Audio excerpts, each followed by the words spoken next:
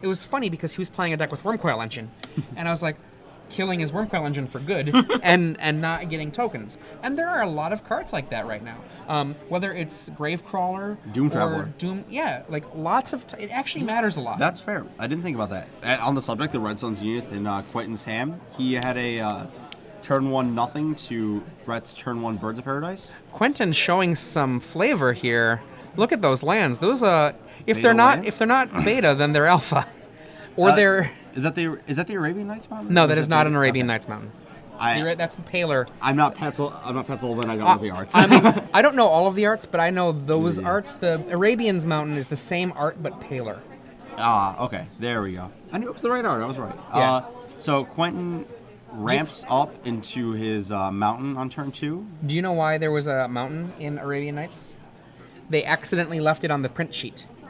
That's no jokes. We have this a Brett looter. has a Merfolk Looter to go with his Birds of Paradise off of a Darkslick Shores. One of the real dangerous cards that Quentin White has in the early game against his opponent is cards like Slagstorm. Yeah. Quentin's going to Solemn Simulacrum, setting himself up for a turn 4 Titan on the play. He has a Keswick Wolfrun already in play, gets the second mountain. This is one of those average, he mulliganed to 6 this game, but this is, average everyday Wolfrun where you're just like, well, my hand doesn't make a Titan on 4 or 5. Next hand. This one does, kill you. And, looking at Brett Shirley's version of this deck, I don't think he has much going on that would fight against a fast Titan. Yeah, Brett's deck seems like it's doing a lot of really cool things, and Quentin's deck is just kind of, well, I'm just going to kill you. How's that sound? Yeah. What we need to see here from Brett, I think, is we need to see a birthing pod right now in order to really do some fighting. It's a Dream Twist. Dream Twists himself. 1, 2, 3. There's an Armored Scab there, I believe. Armored Scab, Woodland Cemetery, and a Forest. Not quite what he's looking for. 1, 2, 3. Maybe it is. Splinter Fright Fright is now live. 1/1 Fright. Yep. Go. It's a 1/1 Fright. Bunch of lands, not much else in the graveyard, but that guy gets things going. Things that could happen from Quentin. A Inferno Titan would be bad. Quentin in hand has Red Sun Zenith, Sphere of the Suns, Huntmaster, and Primeval Titan, but no 6 land. If he doesn't have the really exciting card, kill the Fright now. Yeah. Kill it. Just Titan, kill it. The Solemn's going to get in there for 2, and I'm thinking that this Splinter Fright is just going to get exiled. Kill the Fright. On the subject of exiling things being relevant. Yeah. He casts Sphere. Is he passing? That's a Sphere of the Suns. He's getting a die. He's got to kill this guy. Oh, kill the Fright. Kill the Fright. That card is very scary. Please kill the Fright. There you go. There you go. And dead. There we go. Whew. I was worried for a second that there. guy milling 2 every turn is big game. Now, Brett still has a looter going. Yep. So Quentin's hand, at this point, is just... Was it Huntmaster? And then... nothing much? He has a Primeval. He had a Primeval? Oh, Yeah, he didn't have mana he for had- it. There we go. That was the issue. Okay, loots. And there's no way for Brett Shirley to stop the Primeval. He just has to respond to it with cards that can match up with it, which, as we've talked about, is not easy. Resolving the Zenith shuffle in here. Discards an island, which is... Looks like he has the Birthing Pod, though, so this could get really kind of interesting. Pod is a good time. So there we go. Pod for 2 damage. 3 mana. Yep. Phyrexian manas. And what is he going to do? Is he going to crack that looter, make it into a Splinter Fright? Yeah, that's what I want to see. Now, interestingly, if a Primeval Titan hits play, Brett can turn his Splinter Fright, after it does its milling, he can turn it into a Metamorph and copy the Primeval Titan, which is pretty good. Let's see. Yeah, it looks Oh, like... he gets a Scab Runinator. Ooh. And I should say Runator, but I like calling him the Runinator. He can sack that next turn, and he's 1 creature in graveyard short of just casting it right back. Primeval Titan. Yeah. So it looks like, yeah, let's see. Attack for 2, and we see Brett throw it in the way. Yep. I actually would have just taken that 2. Which 2? The 2 Solemn? from the Solemn. Probably. I'd be worried about that no, card. He, I actually wouldn't be. I think he wants to fuel the graveyard up so he can just pot away the Ruinator and then run it back from the graveyard next turn. Because then he has... but no, but Brett doesn't get anything in the graveyard by blocking the Solemn. Oh, I'm sorry. Yeah, you're right. I think I would just take it so that Quentin doesn't have the extra card. Yeah, possible. There we go. 6. Primeval. Leaving a Ghost Quarter up, it looks like. Actually, he might just be trying to stay out of Kessig Wolf Run range. That's that fair. card is scary. He can do that for 1, 2, 3, 5, 6 next turn. Yeah, that's a lot of damage. Getting the second Wolf Run just to be sure that the ability is going to be active next turn. Okay, so we can expect to see Brett here attack for 5 in the air, and then his 2 options are he can Metamorph, and this is just his options from in play. He can turn his Scab Ruinator into a Metamorph or into a Dungeon Geist. You can make a fair copy of Primeval Titan. Wow, Quentin just Ghost Quarters a land of Brett Shirley's. Does not have a basic Swamp. And now Quentin knows it. He actually has no more black sources in his deck. He just has the Cemetery and the Shores. I guess he has Birds of Paradise, but that's it. What are his black things that he's doing? He has spiders spawning. I don't think that's coming into play this game. That seems dreaming a little bit big. I don't really care for that Ghost Quarter play. Yeah, I don't know about that. I think Dungeon Geist is going to happen this turn. I think that's what's going to happen. Lock down the Titan, handle the Nexus somehow, probably with a recast Ruinator. Let's see. There's a Hinterland Harbor, and Brett's kind of considering his options, I assume. In for 5. Well, you got anything? Nope. Okay, in for 5. Yep, 5 in the air. What that guy does best.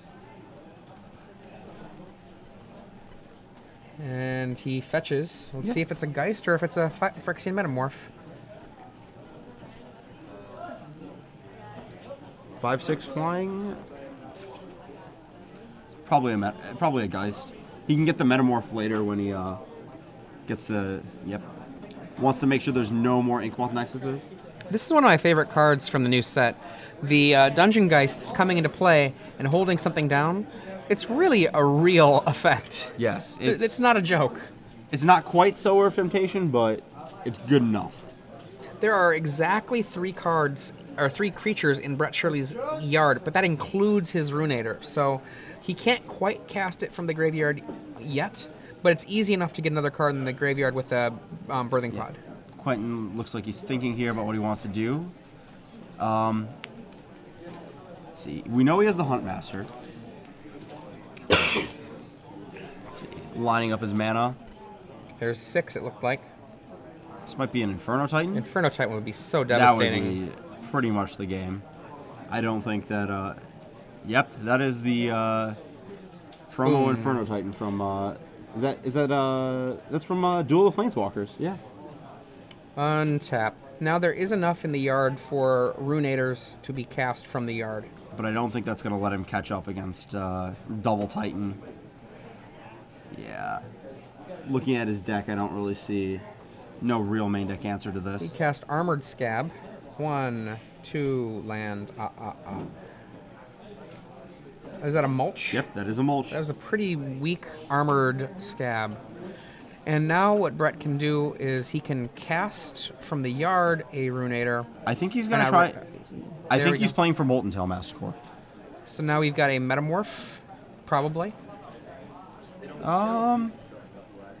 He's getting a 4 here. His 4s are Metamorph and Molten Tail Mastercore.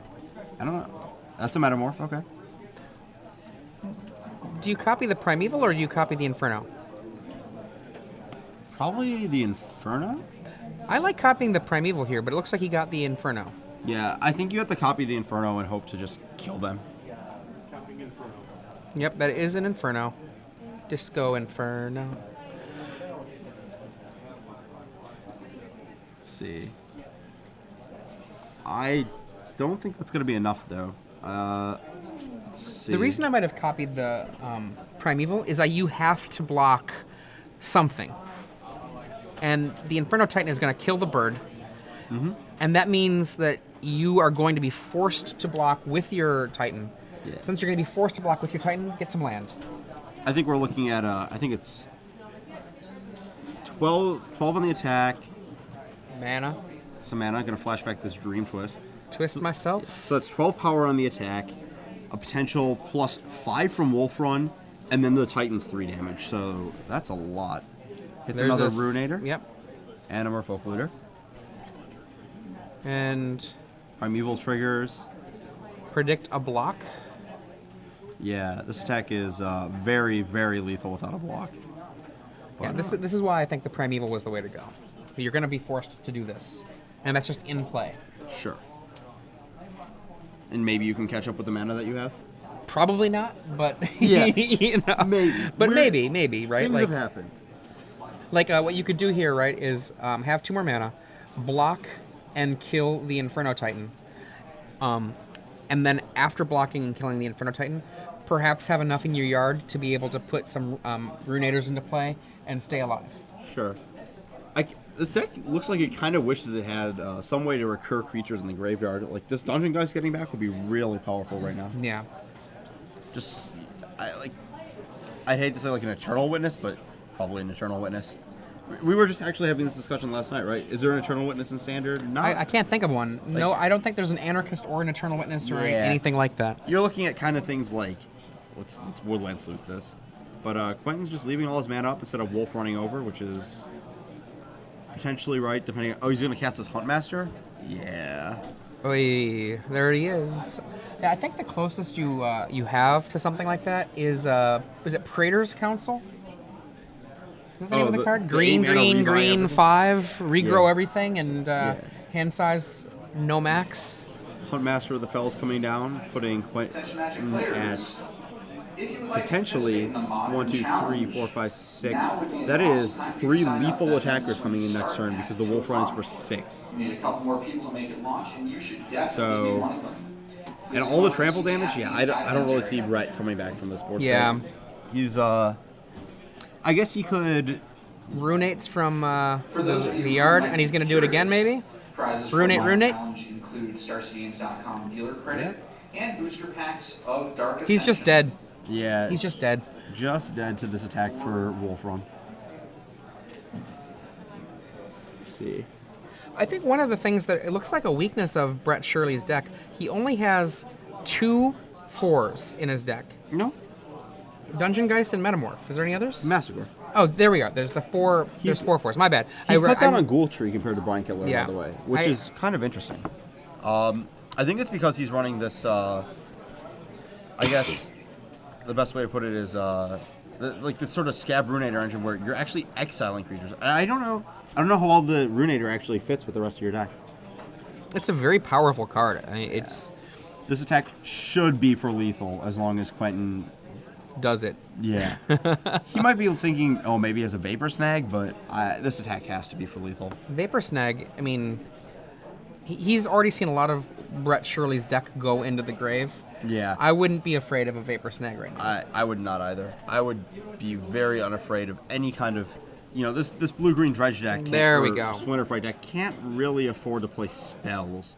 Titan triggers, getting some more Nexi. Now, you have perhaps just invoked the wrath of AJ by saying Nexi. I said Nexuses earlier. I don't really know which one it is. Interchangeable, I assume.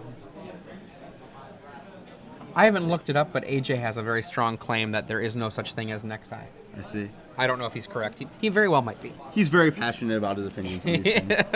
Yeah, it looks like Kibler's list of this had a few more ways to interact with the board. He had Aether Adept, which is something that's notably missing from this one. I like bounce. Boom! Is the wolf getting big? I probably wouldn't have targeted the wolf, actually.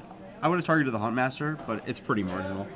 Just, if he does have the Vapor Sack for some reason, doesn't kill the wolf, you get to recast the Huntmaster, trample over, I believe if I counted right, was still lethal with the 2 damage from the wolf. And, I think you're correct, but I'm not sure. it might have been one short if I miscounted. So what do you do now if you're Brett Shirley? You're seeing what looks to be a pretty traditional build of Wolf Run ramp. Mm-hmm. So you're Brett. Do you bring in what? I think Beast Within and Yeah. Ghoul Tree. Uh, The reason I like the Ghoul Tree is because when things like Slagstorm hit, which they might, when True. things like Whip Flare hit, which they might, you're going to have something that can go on the table that can actually fight a Titan. Right. Perhaps for not very much mana. I like Cage Breakers as well. I like it for the same reason. He has 2 Cage Breakers in his sideboard, and I think those should come in. Now remember, the Cage Breaker has a 4 toughness, which means that Slagstorm will not kill it. Correct. I would probably board out Spider Swanning. I don't think that does yeah, nearly we're enough. not going that big in this matchup. I don't think I want Gnaw to the Bone. The life gain's probably, you gain 20 and then they hit you for 14. I don't mind one Gnaw to the Bone, because it can be in your yard or in your hand and keep you alive for 1 turn. But if you've got a better card, cut it. Like Yeah, if there's something you're doing that's awesome. Yeah, it looks like he definitely has better cards. Beyond that, I don't actually know if I like Birthing Pod here. It's just kind of slow against Wolfrun is my feeling. Let's see, we had 2 Beasts Within, 2 Kesset Cage Breakers, and a Ghoul Tree coming in. Maybe Mayor of Albabrook, but I just don't like yeah. Mayor against a Slagstorm deck. Yeah, I agree. And the Wolfrun deck definitely casts a lot of spells, and by the time we are not casting spells, you're probably dead. What about the Wolfrun deck? What's it bringing in? If it has more removal, it should bring in that. Does it have it? Well, let's see. It's got a Ratchet Bomb. That's probably... It's okay. I don't think it's great in this matchup. Yeah, it really isn't actually looking at it. Because he's got the full Birthing Pod curve. Probably want a Karn. Just another big trump that this Splinter Fry deck can never beat. I have been a real big fan of Karn against decks like Birthing Pod because they can get going and then you can have a Karn later, and even if they're ahead, take it back. Yeah, you're pulling ahead more than a card a turn. Do you want Beast Within? Probably not. I don't think so. No. But you might want a card like Naturalize or Ancient Grudge if you're seeing a... Because remember, he doesn't have Brett's deck list. He saw Birthing Pod. Right. My assumption when I see Birthing Pod, when I see Phyrexian Metamorph, right, is that there's going to be enough targets. Yes. Probably one or the other, not both, I'd board in. I don't think you want Thrun. I'd probably board in Garruk, Primal Hunter, just another big monster. And he actually has a Sword of Feast and Famine that should probably come in. I like Sword. I don't think I like Garruk.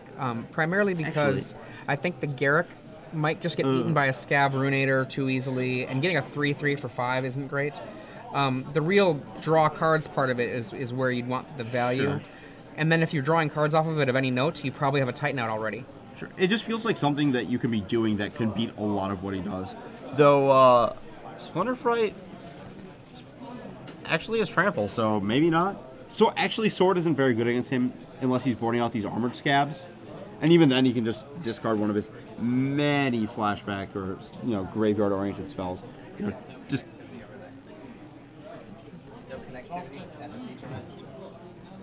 Yeah, there's let's see, there's Armored Scab. I don't know. Is Armored Scab going to stick around for game 2 for Brett? I mean, Armored Scab, It feels what like is it it? has It's a cog of the deck, right? Yeah. Even though it's just a Horn Turtle against this Wolfrun deck, it feels like it kind of just has to stay in it. which Why is really Dream unfortunate. Twist in the deck? Dream Twist is in the deck because you just have to put stuff in your yard, and there aren't many ways you can do that. Yeah. Mulch, Dream Twist, Armored Scab, I think that those are mostly untouchable. Or Tracker's Instincts. Tracker's Instincts. I'm surprised he only has 2 of that card. That card seems very good to me. The only drawback, I guess, is Tracker Instincts. The drawback is you have to take a guy. You reveal 4 cards, only one of them's a guy, and you have a Splinter Fight in hand you want to cast. Well, I have to put this card into my hand. Let's see.